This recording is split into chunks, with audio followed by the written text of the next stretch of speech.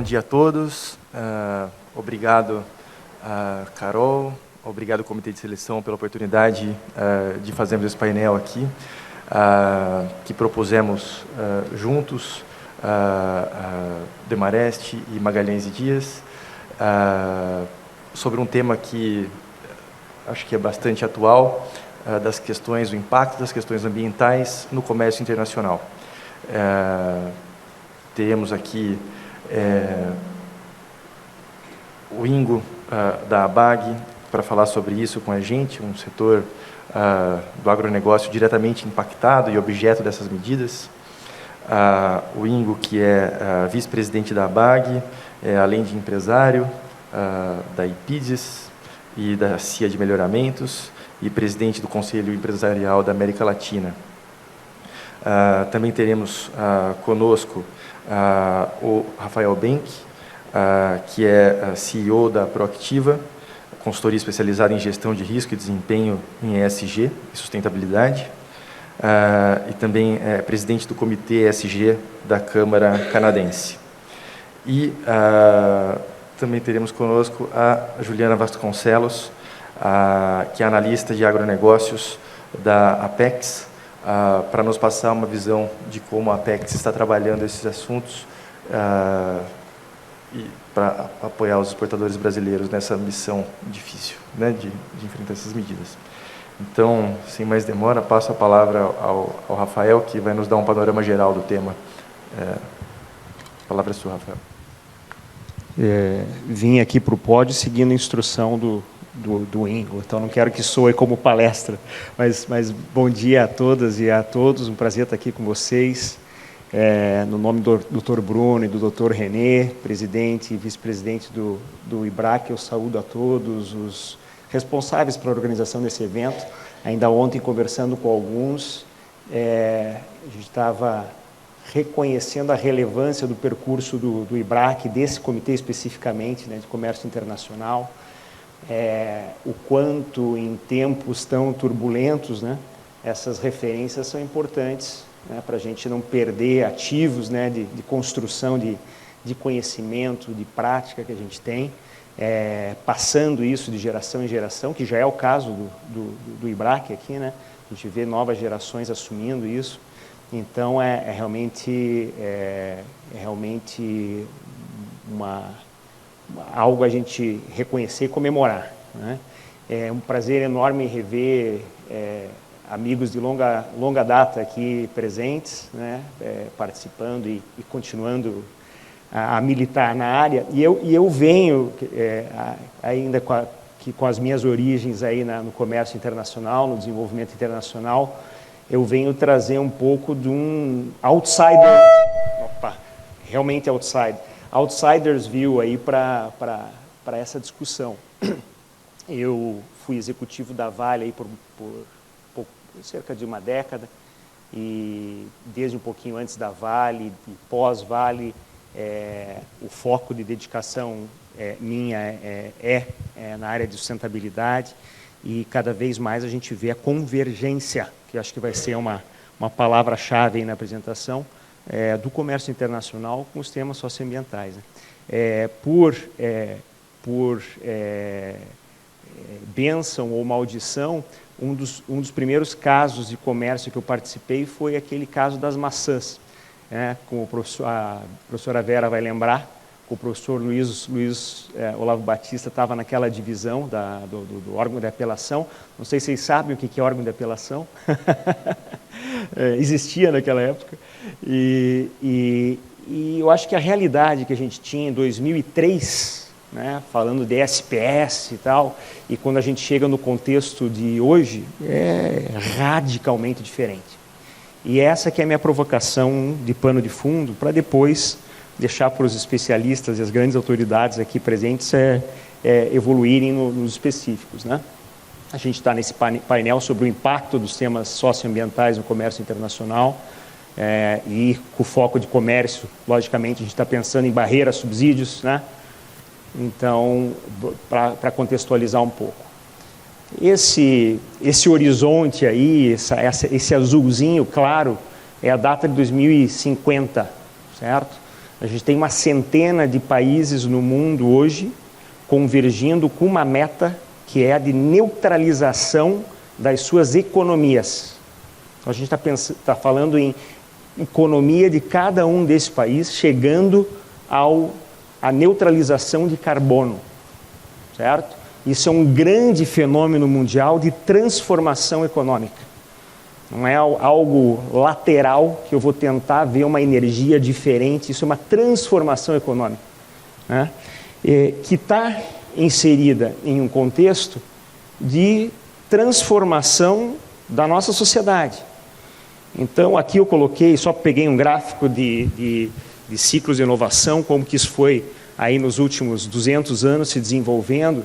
A gente está passando pela transformação, para a transição de um novo patamar, de um novo contexto. Não é business as usual. E a gente não pode tratar, inclusive, o tema de comércio como business as usual.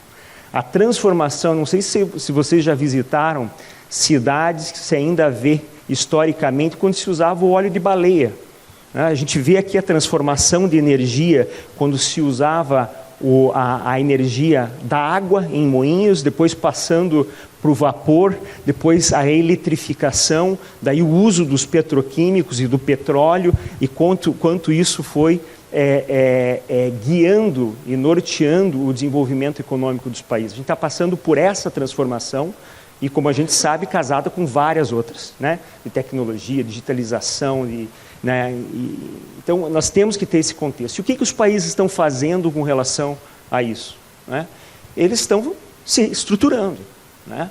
E é extremamente perigoso, porque quando a gente lê o Green Deal europeu, o negócio do verde, né? O negócio aí para melhorar a energia, a transição, e não é só isso, né?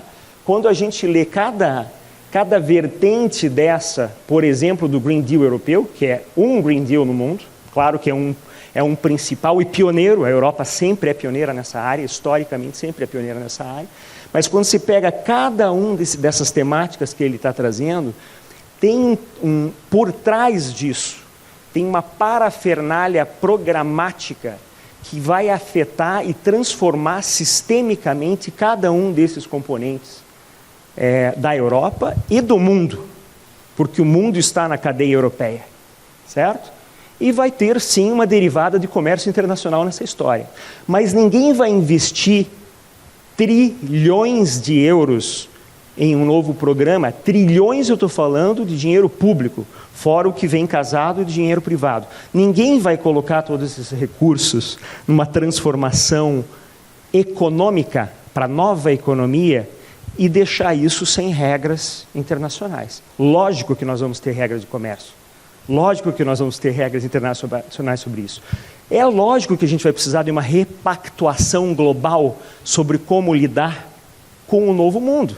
A OMC é baseada no GATT, na era dos produtos. A gente está na era dos processos, do como, né? Então, esse é um exemplo, né? E aí, né, eu coloquei ali renascimento, política industrial e companhia, já para levantar a bola para o próximo painel, mas política industrial é um dos componentes. Ali embaixo a gente está vendo financiamento de transição, né? Enfim, não vou me estender para que a gente veja. Como eu falei, é uma dos Green Deals. Isso aqui está atrasado, já pipocou verdinho aí por toda a tela. E essa internacionalização dos Green Deals, ela vem casada com a taxonomia. O que é a taxonomia? É um instrumento ferramental pelo qual os países vão escolhendo onde eles vão preferindo investir para que eles façam uma transição que lhes deixe mais competitivos no mundo. O que vocês acham do Green Deal brasileiro? A gente está engatinhando agora, né? Engatinhando no Green Deal. E o Green Deal está pensando o Green Deal brasileiro com um horizonte de transformação econômica ou a gente ainda está trabalhando no varejo, né? Então, o que causa essa transformação toda? Eu trouxe um exemplo, né? Um exemplo que é a eletrificação de veículos, transição energética, né? Vocês vejam, no transporte, né, usando transporte urbano e de passageiros, o uso de carros elétricos e carros convencionais. Vocês vejam esse coloridinho, essa reguinha coloridinha, é o quanto um carro elétrico usa daqueles minerais que estão ali à direita. E ali, o que é a segunda linha do carro convencional. Mas, puxa, mas o Rafael deve ter preparado isso. Não é o Rafael. Isso aqui é um relatório estratégico da Agência Internacional de Energia. Por que energia? Porque a gente está fazendo uma transformação radical do que vai ser a energia daqui a 20 anos no mundo. Certo? Lembrem daqueles ciclos que a gente está passando. Né? Então, o que significa isso? Tanto para transporte como para geração de energia, né? O quanto a mais as novas tecnologias, né? E a nova estrutura dessa transição vão demandar, por exemplo, de minerais críticos. Por que eu trouxe esse exemplo? Porque se a gente olha, seja no cenário STEPS mais tradicional ou no SDS, o SDS, que é o que mais se acredita que vai ser necessário, a gente está falando em quadruplicar a demanda daqueles minerais. Trazendo um exemplo concreto. A gente vê, casado com isso, o custo de capital para desenvolvimento desses projetos. Então, um projeto desse, entre você fazer o planejamento, desenvolver esse projeto e ele se tornar um projeto que consegue fornecer aquele minério para uma bateria, ele tem um ciclo, às vezes, de 10 anos, que pode ser acelerado ou não, né, com mais ou menos impacto socioambiental, dependendo de como ele for feito, né, e mais ou menos capital. A gente já sabe que o capital está vindo forte. Né? E o produto é necessário. Agora, como esse produto vai ser feito, vai ser determinante da capacidade. O ano passado eu falei algumas vezes com a BMW, com a Mercedes, querendo saber como que uma operação específica no meio da Amazônia estava tratando a questão dos quilombolas. Antes da BMW e da Mercedes comprar. Não, porque a BMW não compra o minério que está saindo, a bauxita que está saindo, que vai virar a alumina, que vai levar alumínio, que vai levar uma parte do carro. Não compra direto. Mas eles estão preocupados com a cadeia. Como na cadeia isso está acontecendo. Então, esse é um novo mundo que também tem derivadas geopolítica e estratégica, que toca no comércio. Tudo isso aqui que a gente está falando toca no comércio. Que é da onde vem a extração desses minerais. E onde está o processamento desses minerais? Nesse mesmo relatório da Agência Internacional de Energia, a gente vê, e isso ainda é verdade, uma alta concentração do processamento na China. Né? E uma alta velocidade de novos desenvolvimentos. A gente tem os belts de minerais críticos na América do Sul, na África, em diferentes partes do mundo. E esses desenvolvimentos todos... primeira pergunta, como estão sendo feitos? Né? Como estão sendo feitos? E a questão socioambiental toca nisso. Então, veja quantas vezes a pergunta como que o socioambiental está sendo feito antes de eu me preocupar com a lei de antidesmatamento europeia. Porque não é uma coisa pontual que eu peguei e estruturei porque eu quero pegar o Brasil. E claro que nisso tem um teor grande também eventual e potencial de protecionismo, sim, mas é esse contexto aqui que a União Europeia está inserida hoje. Começa com o Green Deal, com a sua taxonomia, com pressão multi-stakeholder de como essas coisas devem ou não acontecer, do que está por trás daquele produto quando eu vou ou não comprar. Né? Quando eu vou ou não produzir em um país, quando eu vou ou não originar de um determinado país e não de outro. Né? Então esse é o contexto, e quando eu falo no como, e quando a gente vai lá, COP27, COP28, cada vez mais painéis e cada vez mais a inserção. Acho difícil que tenha uma mega inserção em Dubai sobre Just Transition, direitos humanos, mas sim, vai estar lá essa pergunta frontal, que para o sistema de comércio é um grande desafio. O como, não o quê, o como, certo? Muito bem, então esse é o pano de fundo. E quando a gente fala em como, volta a palavra de início aqui da nossa conversa, convergência. Esse é o momento que se convergem tribos. Né? a gente tem, podia voltar para 1972, Estocolmo, quando começou essa conversa de sustentabilidade, mas trazendo os últimos anos, a conversa de sustentabilidade começou a ganhar funcionalidade, ferramental, objetividade precisa em como você faz gestão de riscos e impactos socioambientais, com frameworks específicos múltiplos. E a multiplicidade não significa que há uma confusão tal que as pessoas não se orientem. Há clareza já em como você usa um ou outro framework para sua orientação que está servindo para as empresas, como a BMW e Mercedes, para passar a mão no telefone e dizer como está a questão do quilombola. Uma questão que no Brasil a gente discute quilombola, mas como é que é isso, como é que não é? O alemão, esse é o diretor responsável pelo supply chain que quer saber do quilombola. Então essa é a tangibilidade que a gente está vivendo, que a gente que atua em comércio internacional tem que entender.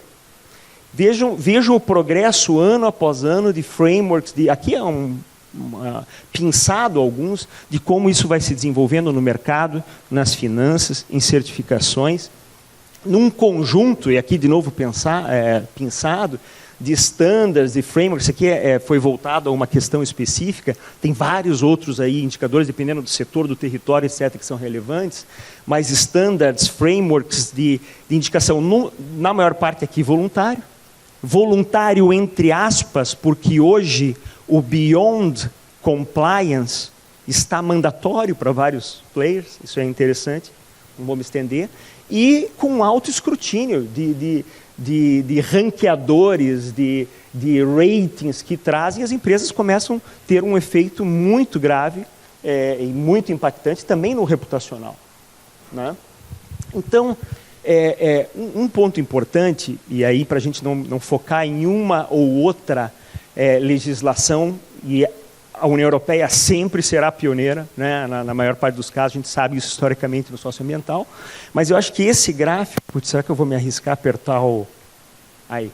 Esse gráfico aqui é interessante, porque ele mostra, a partir dos anos 2000, o ramp-up de policy making, o ramp-up de legiferação, de regulamentação acerca dos temas socioambientais, do reporting de sustentabilidade mandatório com consequências fiduciárias, certo?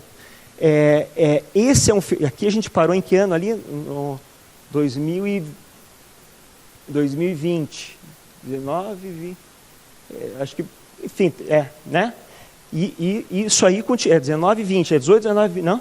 Enfim, mas a gente está falando agora da última década desse ramp-up. E essa curva continua ascendente.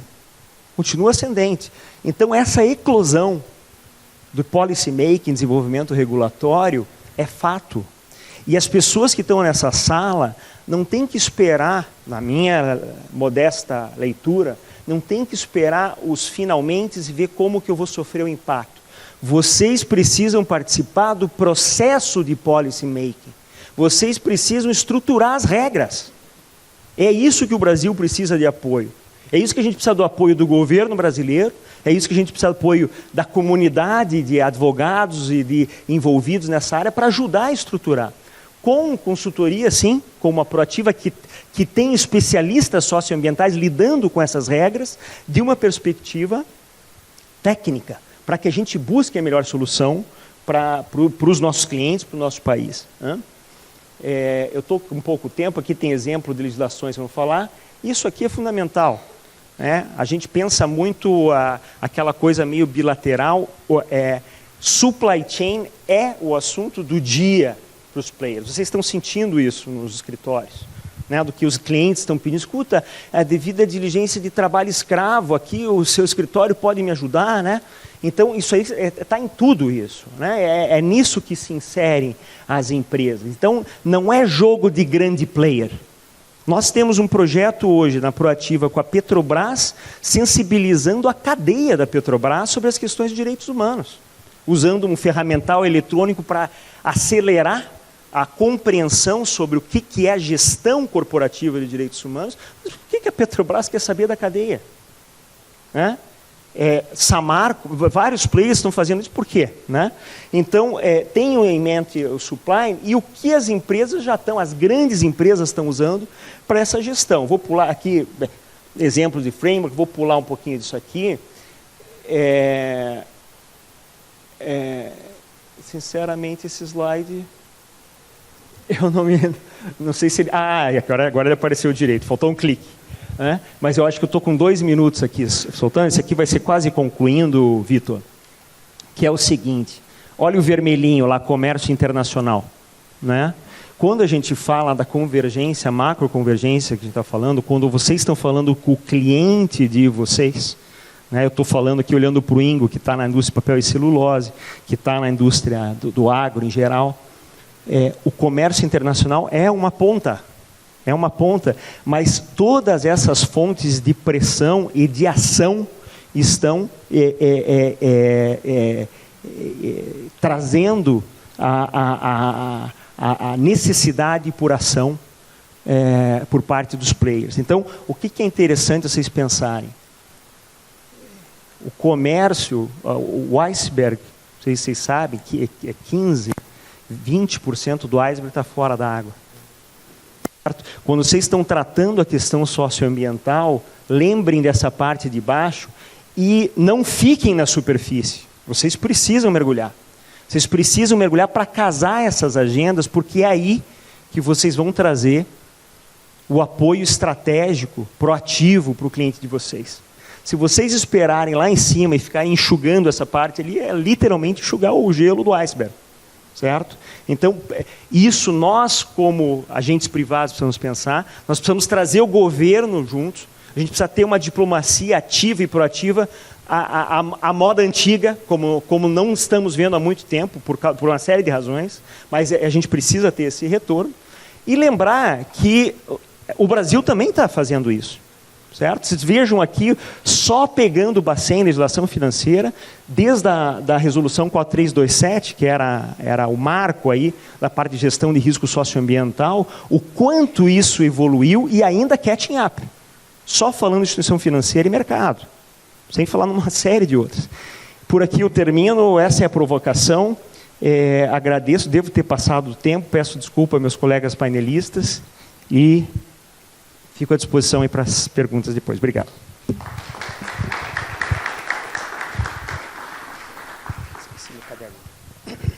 Bom, passo a palavra ao Ingo, então, para que nos passe a visão do agronegócio em relação a esses temas. Obrigado, Ingo. Muito obrigado, Vitor. Muito obrigado, Bruno e Carol, pelo convite do IBRAC. E é um grande prazer estar com vocês hoje discutindo esse tema de maior atualidade. Desculpe estar sem gravata, eu sou engenheiro e já estou me acostumando aos novos tempos. E o Rafael colocou muito bem a introdução, eu acho que ele abrangeu completamente os temas, e eu quero entrar diretamente nos pontos focais para que a gente possa discutir o que nós temos pela frente. Em primeiro lugar, o Rafael colocou muito bem que nós temos hoje uma primeira contingência, que é a lei do desmatamento e o CBAM, emanados pela União Europeia, e a motivação, a gente precisa olhar um pouco pela motivação que isso levou, porque virão outras resoluções. Isso aí é só o começo de uma onda que está vindo. O Green Deal foi formado em 2019, praticamente na noite de Natal de 2019, quando estavam se preparando para a COP26. E não queriam ter 25 vozes diferentes, mas uma só para os compromissos 2030, 2035 e 2050. E foi uma brigaiada enorme e conseguiram trabalhar esses objetivos, que realmente na COP eles conseguiram colocar. Qual a vantagem extraordinária da União Europeia? E é, no meu entender, o melhor modelo político contemporâneo de paz, onde eles conjugam 25 países de culturas diferentes, idiomas diferentes, histórias, biografias diferentes, numa só voz. Então, tem um corpo de profissionais que negocia o dia inteiro sobre resoluções, o dia inteiro buscando harmonizar. E esse corpo de profissionais, eles sabem como colocar essas negociações. Quando vão negociar conosco no Mercosul, eu acompanhei 20 anos essas negociações, os nossos 4 países rodavam a cada meio ano de liderança e os europeus tinham o seu corpo permanente. Então, eles têm uma vantagem comparativa frente aos Estados Unidos, frente aos outros países, em função dessa capacidade gigantesca de negociar, conciliar e fazer. Hoje eles são os maiores geradores no mundo de conceitos e de regras. Por essa razão. Ponto 2. O Green Deal só conseguiu ser fechado na noite de Natal de 2019 porque houve uma resolução entre eles que vocês não veem em nenhuma linha do Green Deal, que eles não vão abrir o mercado da questão agrícola, alimentar, industrial, até 2050. Não se abre, porque não existe nada escrito sobre isso. Até porque regras que eles colocaram internamente só podem ter consistência se eles não abrirem e modificarem a parte do seu agro internamente.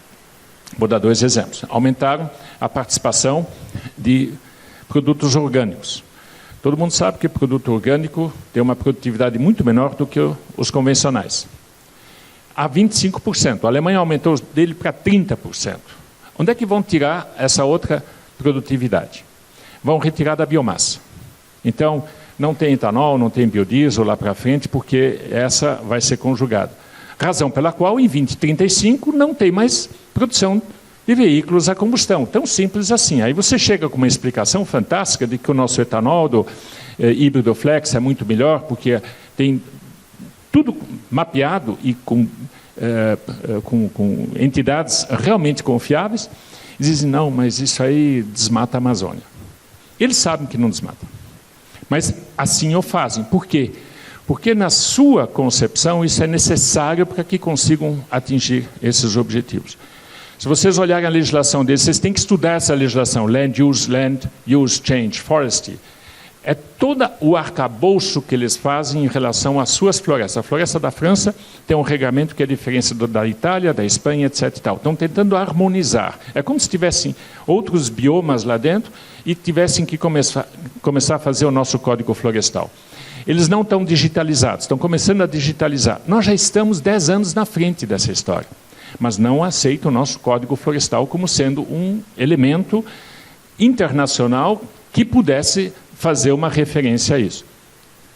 E daqui a 3 anos vão ter um dos maiores fundos de transição energética, isso que você comentou, de somente 90 bilhões de euros, fomentados por quê?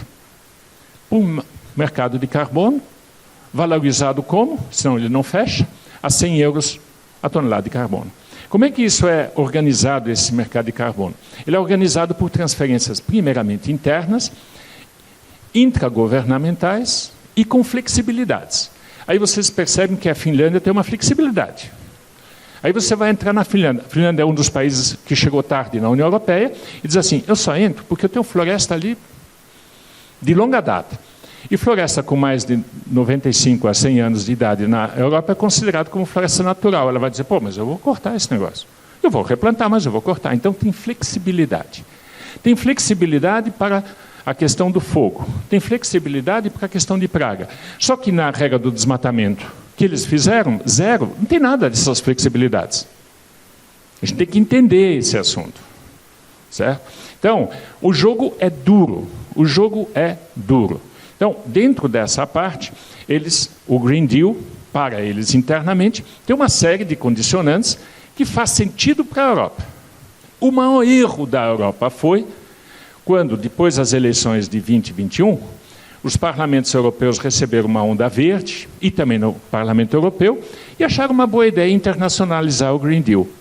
E aí é que veio a praga para o lado internacional.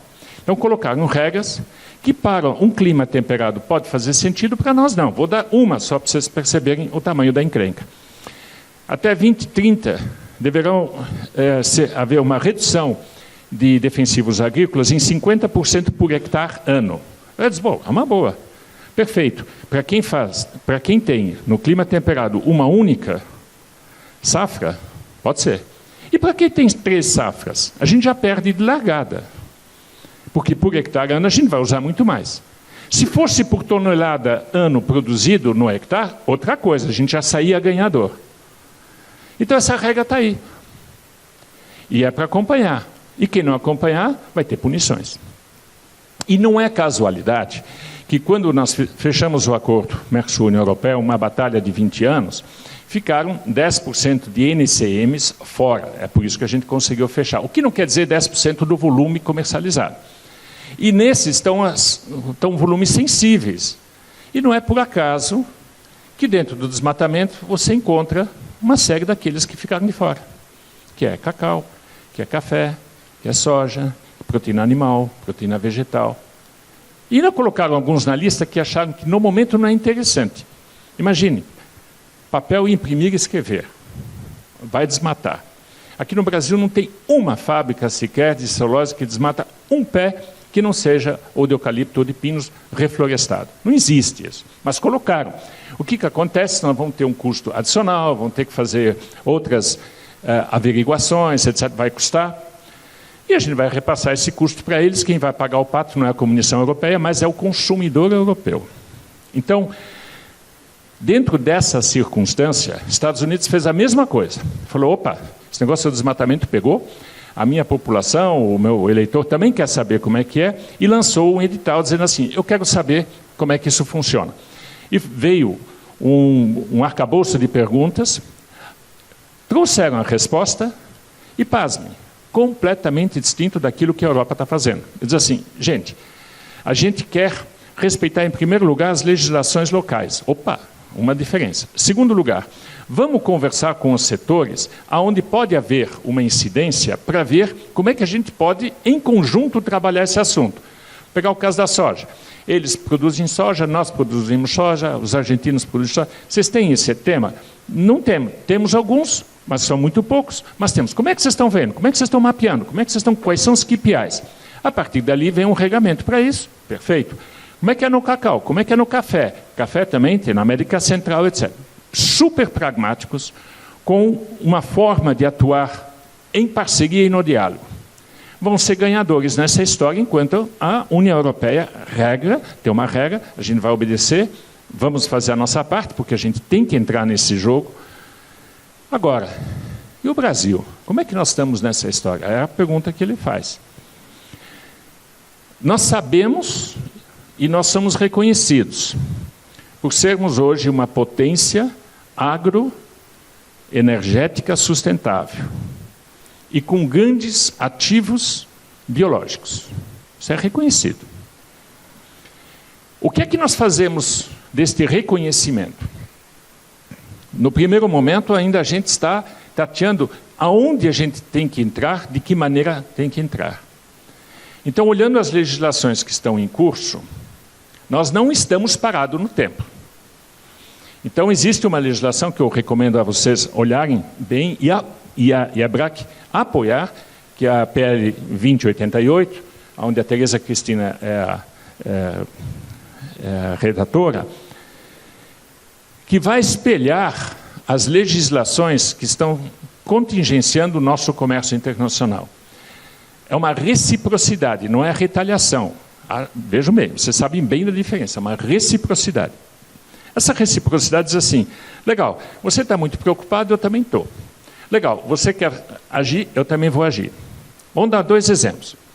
Desmatamento. Desmatamento zero, como eles vêm em cima da gente. Eu quero auditorias, por quê? Muitos de nós vamos fazer porque a gente quer manter o mercado. Vai custar mais, eles vão pagar mais. A gente está sabendo que na Romênia tem desmatamento ilegal de florestas de mais de 100 anos de idade. Opa! Onde é que vai essa madeira? Essa madeira vai para a Itália para fazer pallets. Legal. Europa, você está trazendo produtos europeus aqui com pallets? Sim. Eu tenho um direito, nesse espelhamento, de saber de onde é que vem essa madeira. Se ela é certificada, se não é, de onde vem, se vem na Romênia, por favor, não vou. É uma das razões de espelhamento. Então, no momento que você tiver essa parte, você espelha. Alguém vai começar a dizer, o que é isso? O que estão fazendo? Não, só estamos espelhando, porque estamos muito preocupados com vocês. Direitos humanos, isso você falou, do quilombola, etc. Tal. azeite português, etc. e tal, que está vindo, que a gente adora, o vinho francês. Vem cá, ouvi dizer que vocês também usam mão de obra ilegal de imigrantes. Isso é verdade? Eu acho que não é, mas é bom saber, porque o nosso consumidor aqui tem um horror a isso. Não queremos, não. Espelhamentos. Então, são defesas que a gente pode e deve estar usando daqui a alguns anos.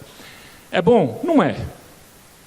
Quem é que vai pagar o pato? O consumidor brasileiro que vai pagar mais, porque eles também vão fazer todo o trabalho, e eu deles que vão pagar mais. Não é bom. Mas é uma maneira de amenizar o leão que está avançando em cima de você. Terceiro lugar, eles estão exportando produtos com energia elétrica embutida de 20% de energia sustentável. A nossa é de quanto? Então, a gente pode dizer assim, a nossa sociedade investiu durante décadas em energias elétricas sustentáveis. Isso tem um custo, fizemos barragem, fizemos isso, fizemos aquilo. Nós gostaríamos que, se vocês colocassem seus produtos para dentro, vocês certificassem quantos de sustentáveis você tem. É muito fácil. A nossa conta da energia elétrica já diz a bandeira. A nossa é tranquila. A deles, não sei. Mas eu posso dizer o seguinte, aquilo que falta, por favor, vão na B13 e vão comprar crédito de carbono suficiente para vocês carregarem a mesma parte da nossa. O que a gente movimenta? A gente movimenta a B3 com o crédito de carbono e movimentamos projetos de crédito de carbono. É uma má ideia? Não, não é. Podemos fazer? Podemos. Temos poder de legislação? Temos. Podemos convidar outros para participarem? Sim. Então, existem várias medidas, existem várias formas do Brasil se preparar para isso. O que é que nós na BAG estamos chamando disso? Nós estamos chamando de uma inteligência coletiva. Cada um de vocês tem inteligência. Cada escritório de vocês tem, cada empresa tem. Cada associação tem uma inteligência.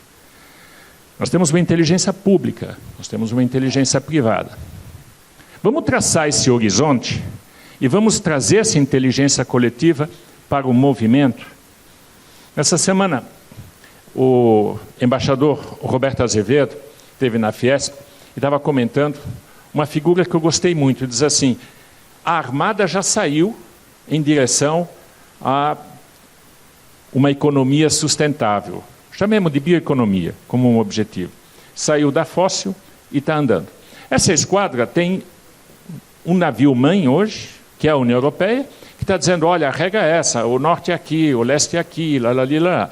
Estados Unidos, que é outro, falou, opa, pega um pouquinho, eu acho que o norte não é bem ali, é um pouco mais para cá, e a maneira de navegar não é essa e essa. Então, os dois já estão na mesa com temas.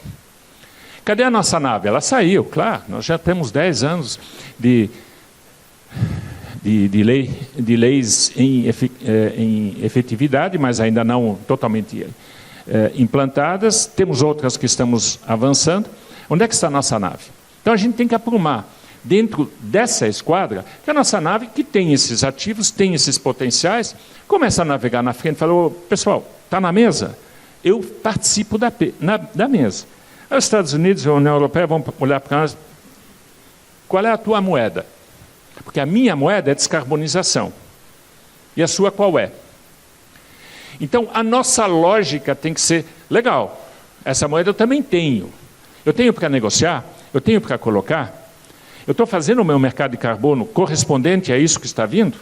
Ou estou fazendo uma de uma maneira idealística, que a gente viu, e que não vai funcionar? Então, o governo tem que entender, e nós, a sociedade civil, que esse jogo é bruto, esse jogo está na mesa. E não é brincadeira, não é idealismo, não é nada disso. Então, chegamos em 2050 com aquele arco fantástico que o Rafael aqui colocou, porque a gente quer chegar lá e quer chegar bem. Todos nós. Mas nós temos uma moeda e nós temos uma força impulsionadora que pode estar atuando nessa parte.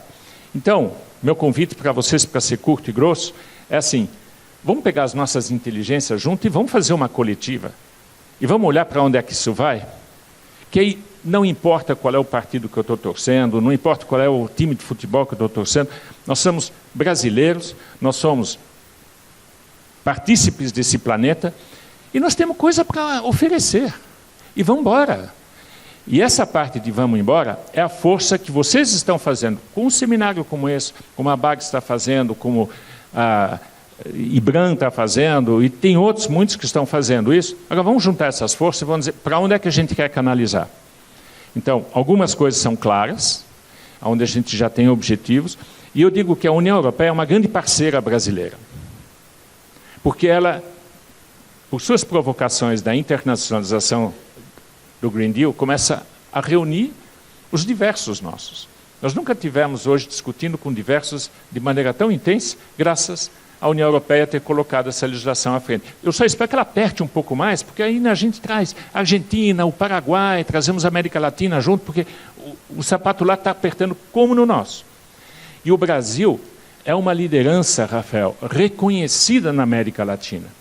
Nós temos reuniões com os argentinos, com outros que dizem para nós, pegam a dianteira, a gente vai com vocês. A África do Sul está dizendo, peguem a dianteira que nós vamos atrás de vocês. Então não é só nós, são outros que estão esperando isso. E acho que a gente tem que começar a botar vapor nesse nosso navio. Muito obrigado.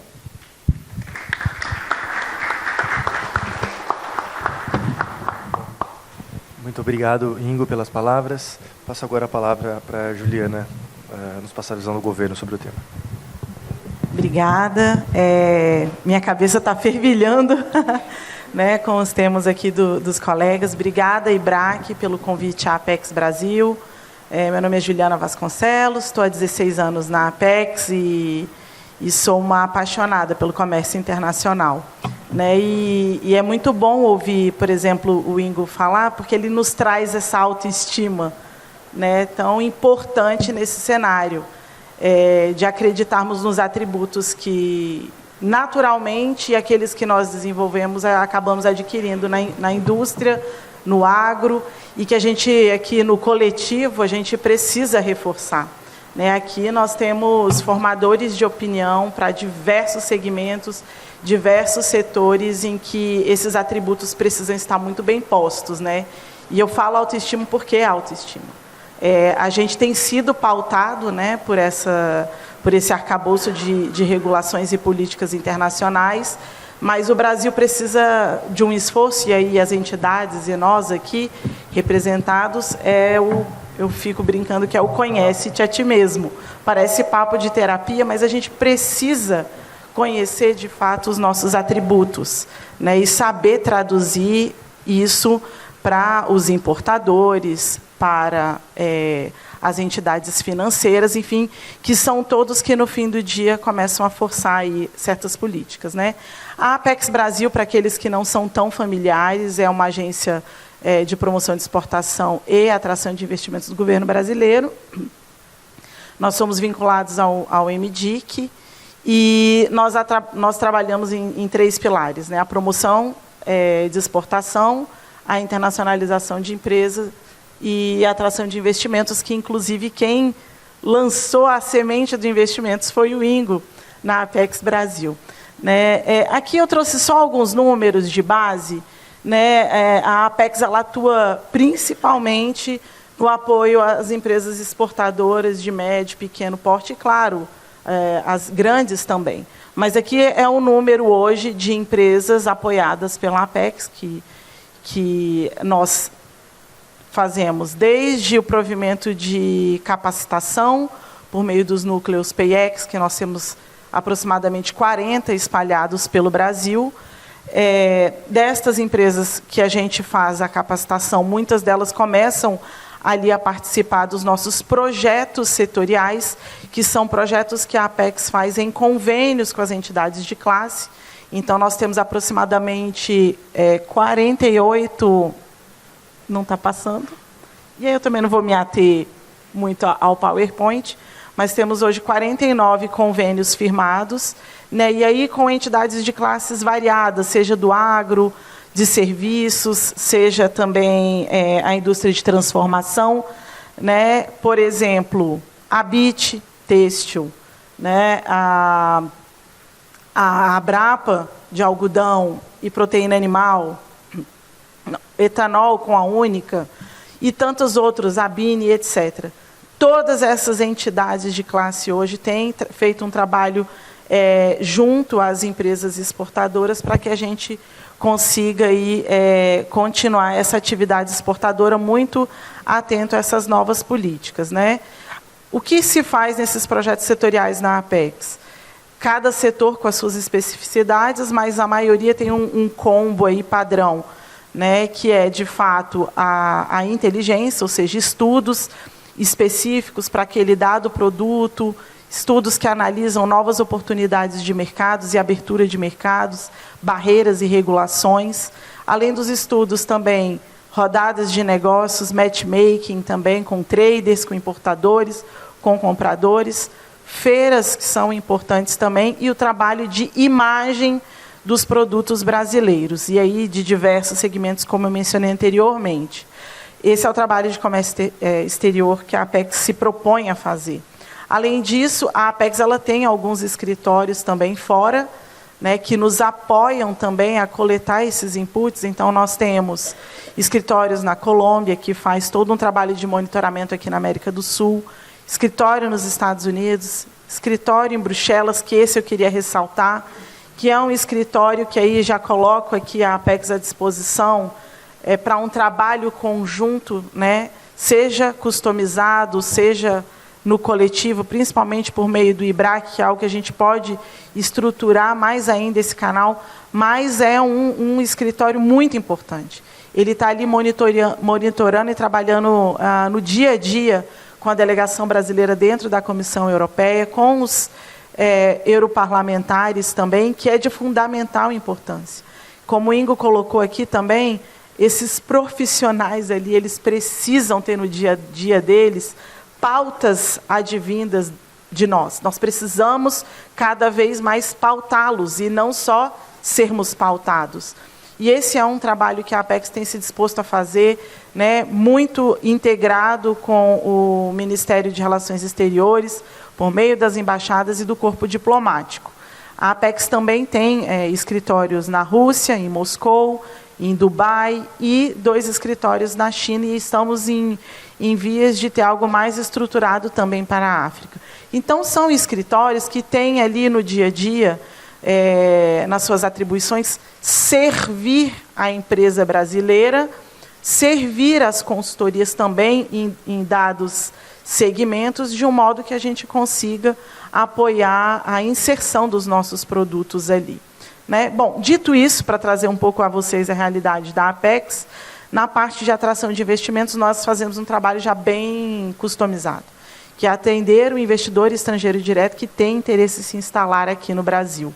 Isso seja por meio de um greenfield, de uma operação direta, seja por meio de private equity venture capital, ou seja, fluxo de capital, ou por parcerias estratégicas, transferência de tecnologia, né? Então, esse é o quadro de atividades da Apex. E aí, Juliana, ok, mas e aí, dado o tema, né? Dado o tema, a Apex tem, claro, como todos do governo e toda empresa brasileira hoje, feito suas reflexões de como que neste cenário que tem sido duro e imposto um cronograma reverso e acelerado para as empresas se adequarem urgentemente para reterem aquelas que já são exportadoras e para aquelas que querem entrar, já entrarem de uma forma já bastante adequada a essas novas regras, né? O cronograma está apertado, algumas dessas aí, como o CBAM, que é um dos subsídios aí que começa a ser implementado agora em outubro, é um dos que começa a nos arrochar aqui enquanto empresas, né? Então, a Apex, nesse cenário, ela tem alguns pilares para oferecer às empresas, e aí sendo muito pragmática. A gente tem já um arcabouço muito forte no Brasil. Eu julgo que nós temos boas políticas públicas, sim, precisam ser refinadas, calibradas, sim, mas nós temos boas e precisamos usá-las mais. E aí fica para os advogados lerem as entrelinhas e saberem decodificar isso, seja para a sua empresa, que é exportadora, ou seja para o comprador internacional, apresentando como que esse campo de regulações aqui no Brasil agregam valor no produto no final, né? Voltando, então, a Apex, por meio das entidades de classe, nós temos estimulado que os setores cada vez mais se preparem por meio das certificações e os recursos que são alocados nessas entidades, para que a gente tenha certificações reconhecidas internacionalmente, para que na hora das cobranças ali, essas entidades que passam para as empresas, elas tenham já esse feito já. Essa é uma forma que a Apex tem estimulado e apoiado, as certificações. Outra forma também, para que esse recurso que a Apex, por meio do governo, aporta também nas entidades e nas empresas, é estimular, de fato, esse conhece-te a ti mesmo. Né? O setor compreender os seus atributos de produção, saber muito bem aquilo que é necessário no campo da sua cadeia de fornecedores, aquilo que é necessário ajustar no campo das emissões de carbono e aquilo que é necessário também no campo social, daquilo que tem sido feito com trabalhos comunitários, como é que a comunidade tem sido trabalhada e tudo. Cada setor desses aqui que eu mencionei, e aqueles principalmente também hoje que a gente tem tido um olhar com mais cuidado, que são aqueles produtos ali da região amazônica, é como é que a gente traduz isso para um comprador internacional, não greenwash, não colocar, é verde, não, mas mostrar propriamente, né, o que tem sido feito no trabalho. E isso é um desafio, isso é um custo a mais, sim, para as empresas. Aquelas que já estão exportando e que não querem perder o mercado, e aquelas que estão começando agora, tendo essa capacitação que eu falei inicial de cultura exportadora, elas já desenvolverem ali a sua linha de produção, a sua cadeia de fornecedores, já com essas adequações necessárias. Nesse campo, a gente tem refletido também, junto com as entidades, como que elas vão utilizar de tecnologias que muitas vezes é custosa, mas como que identificamos aí inovações que reduzam o custo dessa descarbonização das suas cadeias. Né? Conversando com várias empresas, muitas delas ou não conseguem acessar, estou falando de pequena e média empresa, muitas ainda precisam de conhecimento e capacitação. Muitas vezes a gente está no segmento aqui, para nós parece natural, mas para uma empresa que está ali no Pará, que está ali no interior de Minas, muitas vezes ela não tem, às vezes, propriamente o conhecimento de onde lançar a mão de uma tecnologia que a possibilite também reforçar os seus atributos de sustentabilidade.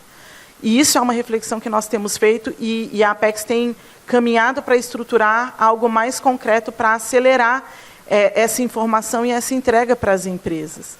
Então, a nossa inteligência hoje no campo aí das informações para pequenas e médias empresas exportadoras, a gente tem lançado tanto estudos, webinars, que até recentemente nós fizemos um sobre a lei do desmatamento, explicando para as empresas como que isso vai impactar, né, no seu dia a dia, na sua conversa com o comprador, com o importador. Isso a gente faz também alertas semanais que vão de forma setorializada, informações ali do que está acontecendo no mundo, de novas políticas e como que impacta o comércio. Temos um específico que ele é semestral, que nós fazemos em conjunto com o Inmetro, que é o TBT em pauta, e o Inmetro hoje ele tem sido o ponto focal no Brasil, né, o Programa Nacional aí de Normas de viabilização também de sustentabilidade. E nesse TBT em pauta, nós lançamos também para a nossa base de clientes, e aí quem tiver interesse, aí os escritórios que trabalham muito no campo consultivo, entrem no nosso site, registrem ali o seu escritório, que naturalmente isso vai começar a encaminhar para vocês também. Esse de normas eu julgo muito importante, as normativas também do Inmetro, né? Porque na questão principalmente aqui do Green Deal, a gente está falando de ajustes, tanto do aspecto aduaneiro, quanto ajustes regulatórios, quanto ajustes na operação fabril ali e dos seus fornecedores. E esse normativo que o Inmetro tem feito de forma muito eficaz também a traduzir para aqueles que o procuram e o acessam, né, tem sido também relevante para começarmos esse processo de adequação das normas também. Aqui não dá para a gente entrar a fundo, mas eu acho que nós temos, sim, órgãos no governo brasileiro que pode prover muita informação de qualidade, acessível e gratuita para as empresas. Né? Então, nós temos um Inmetro, que é excelente no que faz, nós temos uma Embrapa, né, que tanto no campo do agro, mas principalmente agora também na questão da transição energética, a Embrapa tem um campo vasto de tecnologias ali que são interessantes para as empresas beberem da fonte. Né? Num desafio como esse, a gente está falando cada vez mais de trabalho multissetorial e multidisciplinar. Né? A gente está falando, a Graziela Parente, ela usa um termo que eu gosto muito, que é a inovabilidade, que é a inovação caminhando junto com a sustentabilidade. Para a gente atender rapidamente a essas regras, as empresas precisam acessar essas tecnologias e precisam se conhecer muito em seus atributos. Né? Os atributos, agora, para fechar a minha fala, em termos do que a Apex também tem feito, pragmaticamente, é o posicionamento de imagens e aí um trabalho muito das narrativas. Né? A Apex tem trabalhado aí há 6, 8 mãos com o MDIC, com o MMA, com o MAPA, com o Ministério da Ciência e Tecnologia, com o Ministério das Relações Exteriores, para que nós tenhamos aí, é um desafio enorme, não é fácil, não é simples, mas é um esforço que temos feito de como que a gente se coordena para passar mensagens e narrativas mais assertivas, tanto junto e alinhado com o setor privado, que nem sempre tem a mesma visão do governo, mas como é que a gente diminui essa distância e passa algo com mais efetividade para organismos internacionais. Então, nós temos feito, já desde o ano passado, a despeito de todo o cenário político, mas numa visão de Brasil, de Estado. Nesse espírito, a Apex ela fez um trabalho e está se propondo a continuar fazendo, junto com a OCDE, com a FAO, com a OMC, com a OEA, um trabalho que seja de formiguinha, mas nós temos feito ali um trabalho para pautar, levar acadêmicos, levar pesquisadores, investidores, fundos gestores aqui brasileiros, e também o governo para mostrar as nossas características aqui. Um agro sustentável, um agro brasileiro que é muito inovador e tem muito a oferecer para fora também, tanto no campo acadêmico quanto também em patentes. Então, nós temos trabalhado isso influenciando o secretariado executivo desses organismos que depois reverberam em políticas deles, ali como na União Europeia, e que depois a gente só é pautado. Então, convido vocês, eu comentava isso com a Carol, estamos numa janela quanto à Apex de oportunidade ímpar para que escritórios, empresas, entidades se apresentem a nós também com propostas, né, com projetos, para que a gente, em conjunto, possa também ir fazer isso. Né? Então, é um convite, sim. Né? Eu vou passar meu cartão aqui a vocês, para a gente fazer uma reflexão coletiva. Né? O coletivo ganha mais força, por isso que a Apex também atua muito com as entidades. Uma entidade de classe ela tem uma musculatura, uma força maior. Então, aqui no campo aqui dos advogados, eu espero que a gente trabalhe mais no consultivo do que no contencioso. Né? Infelizmente, a gente vai ter, sim, muito contencioso, e alguns dos argumentos que os colegas colocaram aqui é muito importante beber dessa fonte. Então, a Apex pode contribuir com vocês no campo de posicionamento de imagem juntos. Uma série de empresas tem colocado para nós, nossa, a gente precisa reforçar tal pauta na Comissão Europeia, porque sem esse capítulo vai dar tal problema para o setor. Posso trazer um exemplo aqui fresquinho, que é do setor do suco de laranja, que nós trabalhamos de uma forma muito organizada, e nós fomos, de uma forma muito sniper, em um dos principais varejistas ali da comunidade europeia, apresentar os atributos do suco de laranja, assim que começaram a ser questionados. Isso é numa política de retenção, porque hoje o Brasil é um dos maiores exportadores do suco de laranja. Então, a Apex ela tem se disposto a fazer isso com as entidades. Vamos na Tesco, vamos no Carrefour, e etc., e mostrando os outros atributos. Porque muitos deles falavam, eu não conhecia essa parte aqui específica, né, do suco de laranja, porque eles vão pressionando e a gente precisa estar com as informações. Né? Então, esse é um convite, é uma contribuição que a Apex tem feito. Nós participamos também do GT de Sustentabilidade da Camex, e a nossa ideia é trazer os inputs do setor privado para esses fóruns do governo. Então, a gente nós somos e precisamos ser mais o porta-voz também quanto as outras entidades e tudo do setor privado nesses fóruns.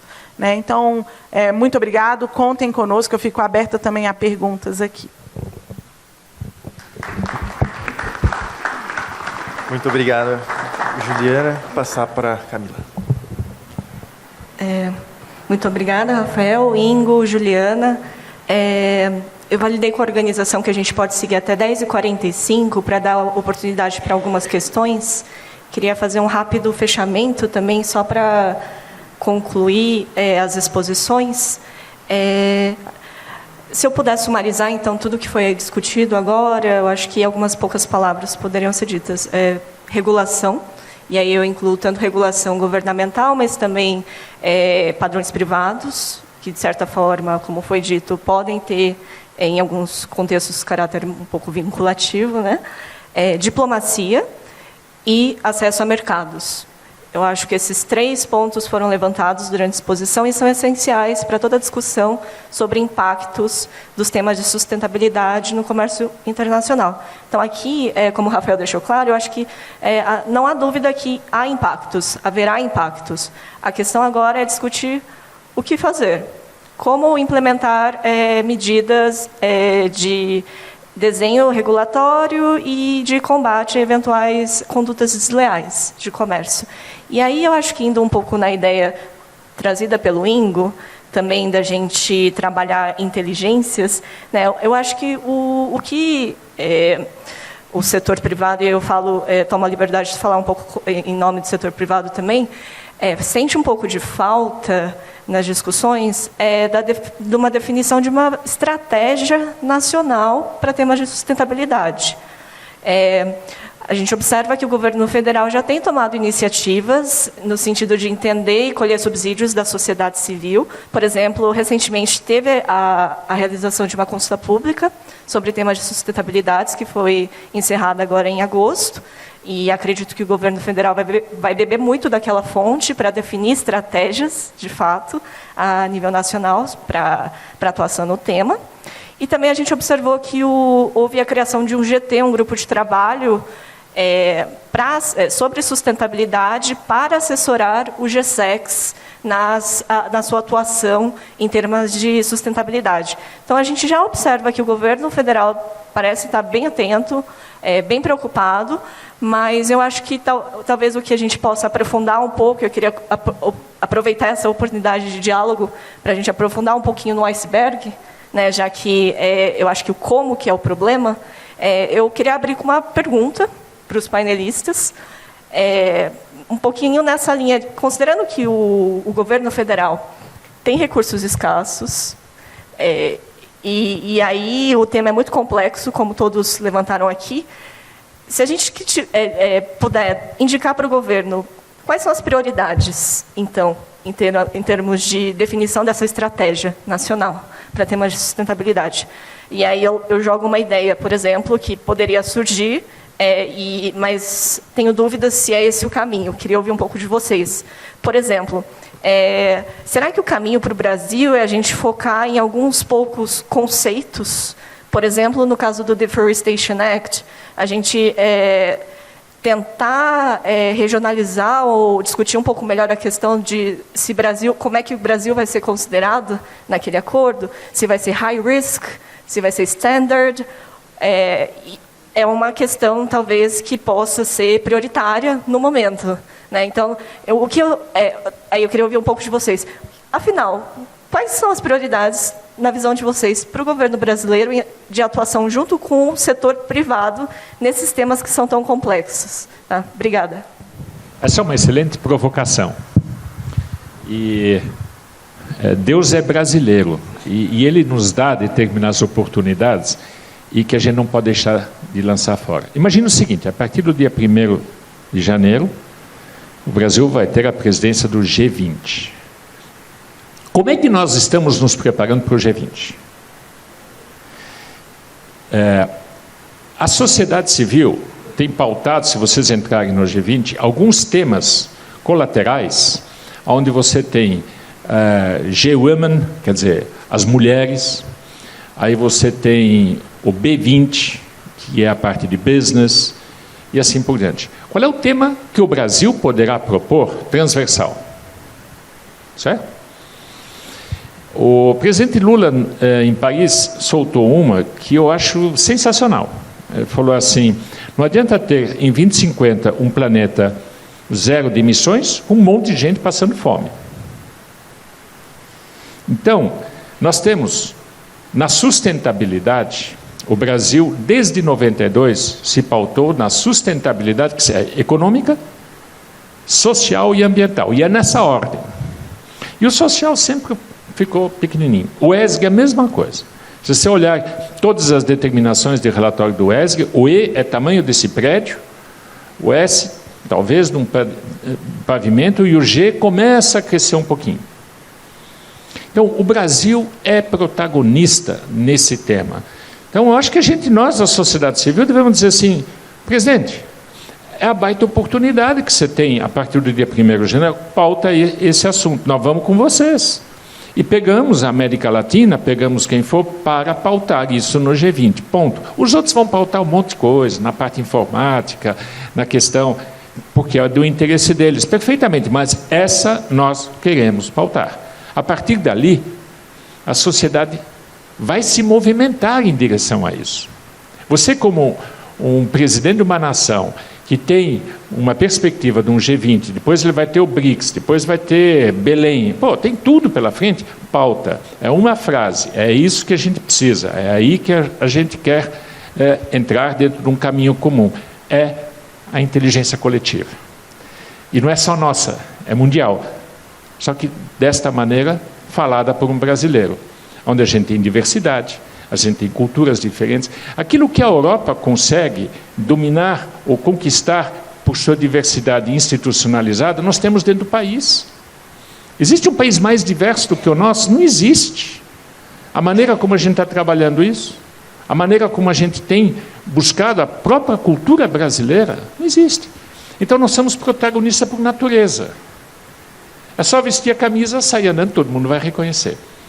Então, o meu convite está aqui.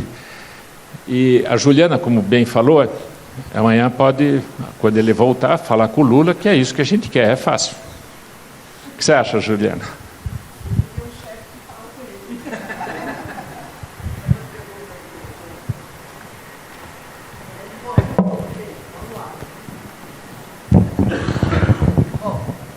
Bom dia a todos. Zingo, a pergunta é rápida.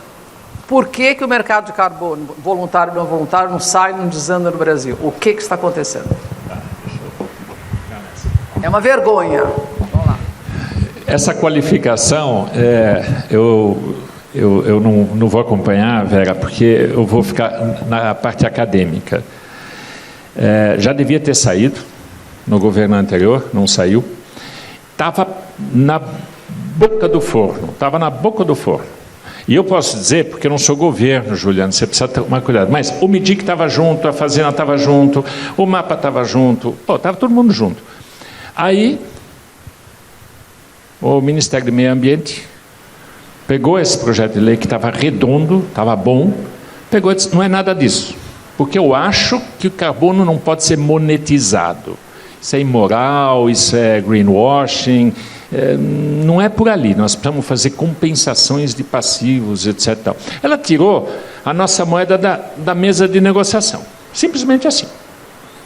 Aí deu no que deu, ainda não saiu a proposta no Senado, mas aquilo que a gente viu é muito ruim, E nós vamos perder essa parada se for por ali. Pessoalmente, eu acho que hoje a sociedade brasileira tem uma forte representação no Congresso, tanto na Câmara quanto no Senado. Um projeto ruim desse não vai passar. E o governo sabe que ele vai ter um desgaste gigantesco na sociedade civil e na questão da imagem, se isso vier a ser colocado a ferro e fogo. Vai ser um desgaste gigantesco. Mas eu tenho certeza que não vai passar. E aí, vocês, IBRAC, nós, ABAG, nós, da inteligência coletiva, vamos embora, vamos falar, não pode ser assim. E por toda a racionalidade, que a gente quer essa parte do crédito de carbono voluntário e o regulado, de uma maneira. No mundo inteiro, 80% do mercado de carbono é regulado, só para vocês saberem, 20% é o voluntário. Aqui a gente quer inverter a função, quer fazer 90% voluntário. Não funciona, não é assim. Não é assim que funciona, gente. Né? Nós temos uma CBio que está operando, está funcionando. Precisamos ter centenas de CBios diferentes. Vocês sabem como isso opera. Na B3, compra e venda diária, está lá. Sobe, desce, com transparência, com certificações. Muito claro. Então, nós temos um enorme e gigante potencial para fazer isso. Desculpe só me estender por um segundo. Imagine o seguinte, aquilo que eu falei das importações, com crédito de carbono que alguém tem que comprar na B3. Nós temos vários. As matas ciliares que terão que ser feitas pelo Código Florestal são suscetíveis a crédito de carbono. Só que isso custa. No momento que você pode emitir um projeto desse, joga na B3, você tem um comprador cativo que vai em cima disso. E é certificado. Uma eólica pode se certificar num baseline, por exemplo, de um despacho de gás? Pode. É só a gente regular. Então, nós temos esse potencial gigantesco e nós, sociedade civil, temos que começar a abrir a boca. Não podemos mais ser mudos. Desculpe.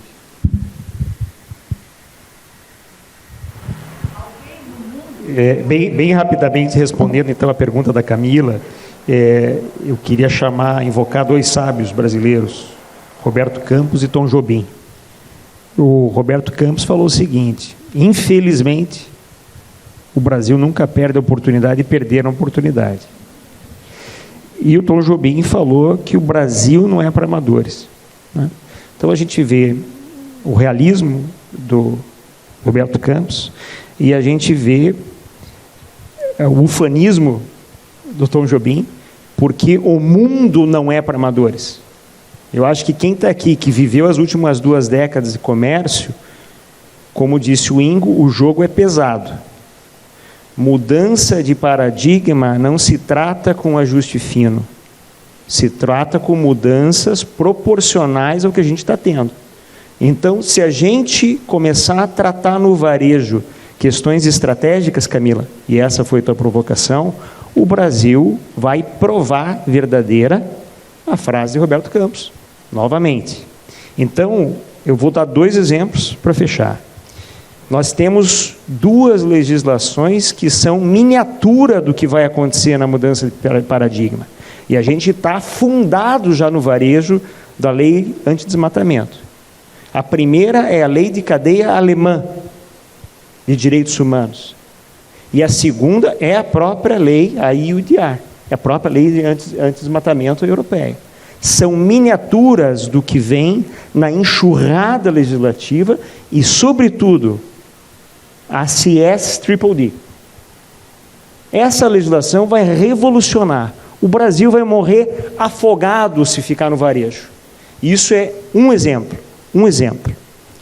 Em minerais críticos, que foi o exemplo que eu trouxe, os Estados Unidos têm uma estratégia de 5, 10 anos. Ele está investindo $2 bilhões só nesse assunto. A Austrália tem estratégia plurianual, o Japão tem estratégia plurianual, o Canadá tem estratégia plurianual, e nós vamos dizer que em berço esplêndido a gente vai ser abençoado e o Brasil vai ter a inserção global, nós vamos bombar. Eu trabalhei muito na África. Cada país que eu pisava, e foram alguns, todos diziam: esse país é abençoado, nós vamos bombar os minerais, vamos transformar, nós vamos trazer indústria de carro, indústria disso. Está lá o país na miséria.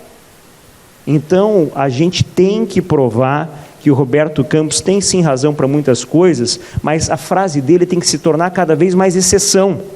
E isso só tem com planejamento estratégico, com fatos e dados, com trabalho profissional, com investimento, com proatividade. A gente escutou a Apex, desculpe. Eu quero ver vocês menos no contencioso, que vai acontecer. Mas cadê o proativo, o consultivo, para a gente antecipar? Então, você tem toda a razão, Camila, é estratégia, é planejamento, e não é momento de tatear, é de fazer e fazer velocidade. A gente não pode achar que a gente está com o jogo ganho. O jogo está começando e sempre as regras vieram de terceiros. a gente vai praticar o nosso ius esperneandi. Ah, mas isso é horrível, isso como é que pode, que injustiça. Mas fato é que as coisas acontecem como a gente sabe. Os sistemas são postos e a gente vai, né? Então, a gente sempre vem convidando para jogar baralho e o pessoal chega com chuteira. Então, qual é o jogo? Né? E se tem que fazer as regras, produzir as regras, a hora é agora. Né? Eu sei que nosso tempo já está estourado, mas eu queria colocar também um elemento importante. Nesse período todo que a gente tem trabalhado aí, a Apex ela é híbrida, ela é um pouco governo e setor privado, eu queria colocar para vocês assim, não tenham medo, é bobo, mas não acontece. Não tenham medo de ter na agenda semanal, mensal, ir no Itamaraty, ir nos ministérios. Alguns têm essa agenda de policy ali em Brasília, mas eu acho que ela precisa ser mais efetiva. A gente precisa ter cada vez mais os inputs também, andar entrelaçado governo e setor privado. Não dá para ter essa distância, né? Até porque quem tem ali a legitimidade de pautar a Comissão Europeia é a diplomacia brasileira. Então, tem que estar muito entrelaçada a diplomacia corporativa com a do nosso governo. Então, assim, é uma provocação para atuarmos no atacado, é importante ter todos esses inputs de uma forma muito bem organizada e que muitas vezes não chega organizado o que o próprio setor quer. Qual o arcabouço regulatório que o IBRAC tem condição, junto com OAB e etc., ir lá e posicionar para o comércio internacional. Então, fica aqui convite e provocação também de recebermos mais isso do setor privado. Obrigada, já estouramos nosso tempo. Queria agradecer novamente a todos os palestrantes, foi um painel muito rico, junto com o Vitor.